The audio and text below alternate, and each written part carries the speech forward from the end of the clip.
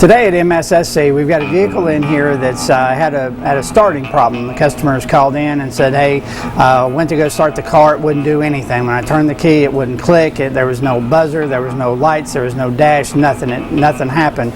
So they put some jumper cables on it, and it took several minutes, and after several minutes with the jumper cable sitting on there, they were able to go ahead and get it started.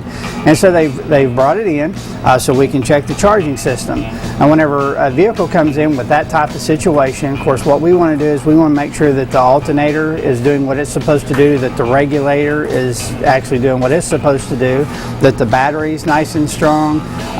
Obviously the battery wasn't strong or else it would have started for them, but what made that battery go bad? And so that's what we need to determine.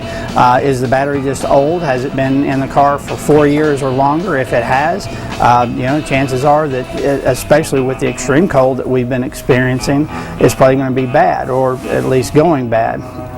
But what we want to do is we want to get to the problem and make sure that we just don't inadvertently change out a battery whenever it's actually got a charging issue or possibly a regulator that's not regulating the voltage correctly. So here at MSSC, we've got several pieces of equipment that we can test, not only the alternator, the battery, and so on and so forth.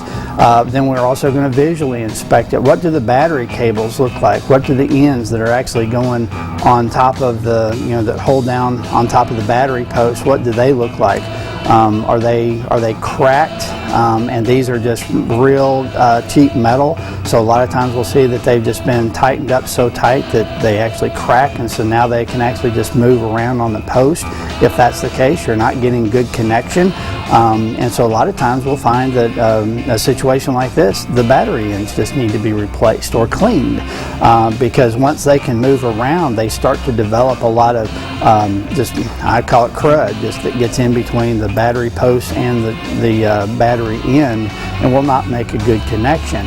And so if it's not going to make a good connection, for one thing, the alternator can't charge the battery correctly, and the second thing, then the battery is going to go dead and then the vehicle won't start. So anyway, making sure that all the connections are good, battery's nice and charged up, that the alternator is charging correctly, and then the second thing is just making sure that these are clean, because batteries just have a tendency to have a corrosion, right, that just grows on them. And you've seen and heard of people taking Coca-Cola and just pouring over the top of it and getting rid of all that stuff, which is good. The only thing is it doesn't get rid of the stuff that's trapped in between the post and the battery end itself.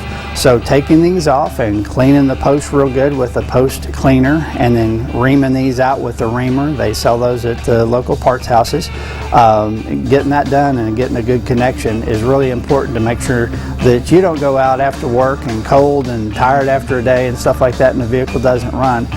If you're having any problems, if you've got any questions about your charging system or battery, please give us a call at 741-4252. We'll be happy to assist you in any way we can. This year, Main Street Service Center is celebrating our 25th year in business, and we're so excited to have that milestone behind us, and we just want you as a customer, if you're one of ours already, we sure appreciate it. If you're not, come by and see us and see why we've been in business for 25 years with satisfied customers. Have a great day. See our ad in Names and Numbers.